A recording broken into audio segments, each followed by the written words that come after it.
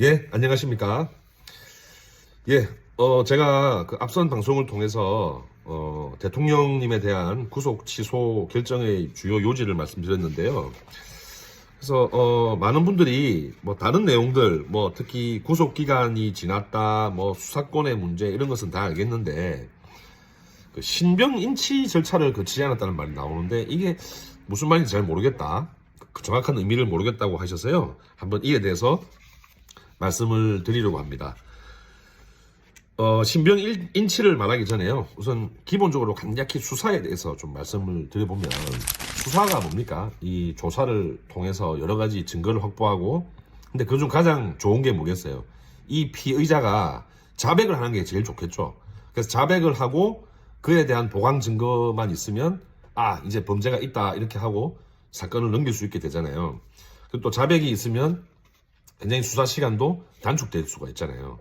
그래서 자백 수사를 하는 입장에서는 자백하기를 굉장히 속으로 바랍니다.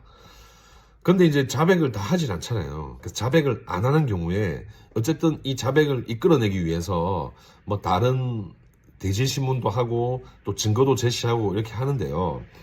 그래서 과거에 이제 어두운 시절에는 또 자백을 이끌기 위해서 뭐 사람을 폭행하고 뭐 가혹행위도 하고 이런 어두운 역사도 있습니다. 그래서 지금 우리 헌법과 형사소송법에서는 이런 것을 굉장히 다 금지를 하고 있고요. 특히 형사소송법 308조 2에서는 적법한 절차에 따르지 않은 증거는 사용할 수 없다는 거죠.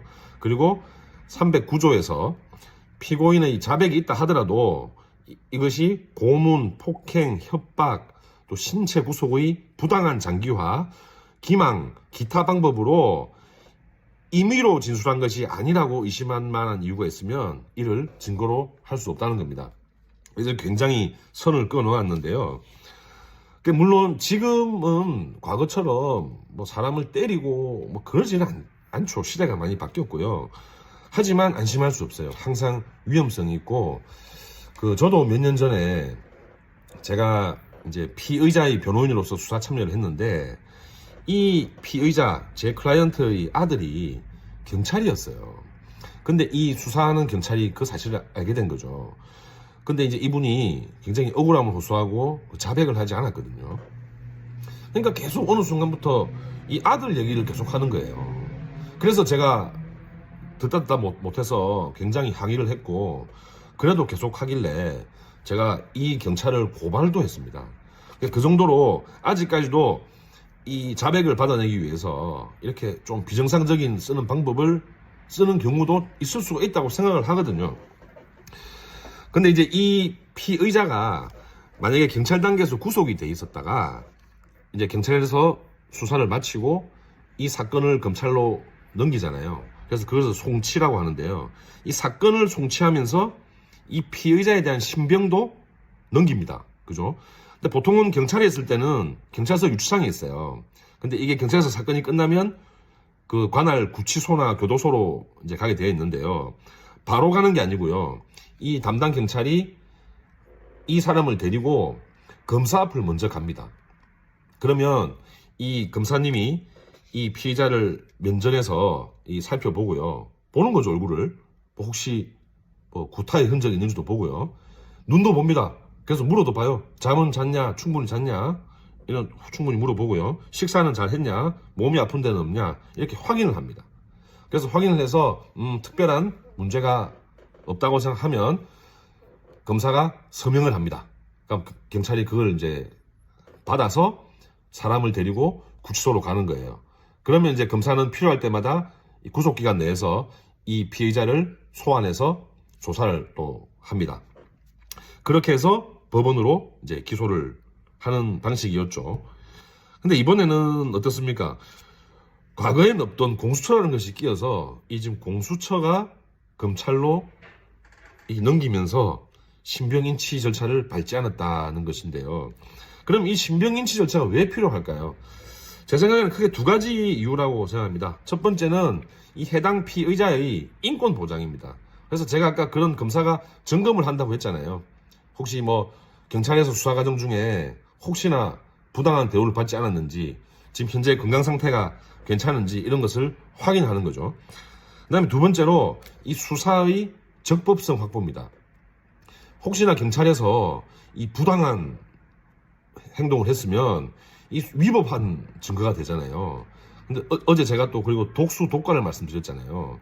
이 한 번 수사에 큰 위법이 생기면 이 추후에도 크게 문제가 될 수 있거든요. 그래서 검사가 한번 이것을 점검하는 겁니다. 이 경찰 수사에서 어떤 인권을 유린할 만한 일이 없었는지, 이 수사의 적법성에 문제를 가질 만한 일이 없는지를 확인하는 거예요. 그래서 이 두 가지를 확인해서 이렇게 보내는 건데요. 이렇게 보니까 꼭 필요한 일이잖아요. 그런데 지금 공수처가 이렇게 하지 않은 이유는, 뭐 지금 표면적인 이유는 그것을 직접적으로 다루는 조문이 없다고, 그죠? 그리고 제 생각에는 본인들도 공수처 검사니까, 검사가 검사한테 넘기니까 이걸 해야 되나라고 이렇게 주장을 하는 것 같은데요. 근데 어제 그 재판부의 결정문에서 전제를 깔았습니다. 공수처와 검찰청은 서로 독립된 기관이라는. 그래서 서로 독립된 기관끼리 이 신병을 받는 것이기 때문에 이 신병 인지 절차는 거쳐야 돼요. 왜냐하면 검찰청의 검사가 이 공수처에서 수사를 어떻게 해왔는지, 이 사람이 지금 이 수사 끝난 직후에 멀쩡한지 봐야 될 거 아닙니까? 그런데 전혀 그런 절차를 거치지 않았다는 것이죠. 그래서 이것은 인권 보장 그리고 수사의 적법성을 확보하고자 하는 취지에 반한다는 거예요. 그래서 공수처의 변명은 말이 되지 않는다는 거죠. 그래서 수사를 스스로 수사기관이라고 하면서 이런 절차를 거치지 않겠다고 하는 것은 굉장히 반인권적인 행위입니다. 그렇고요. 공수처의 주장은 이유가 없고 재판부의 이 판단이 또다시 한번 맞다는 것을 이렇게 확인할 수가 있습니다. 지금이 어떤 상황입니까? 인권을 철저하게 보호해야 되는 이런 상황인데요. 지금 인터넷에서 대통령에 대해서도 이렇게 자의적으로 하는데 도대체 일반인들은 어떻게 했느냐 이런 원성이 많이 있습니다. 그래서 이런 절차들은 아무리 귀찮아도 아무리 번거로워도 꼭 지키는 것이 이 대한민국의 형사사법 시스템을 발전시키고 유지시키는 길이라고 할 수 있습니다. 여러분의 구독과 좋아요는 큰 힘이 됩니다. 이상 김민호 의원이었습니다.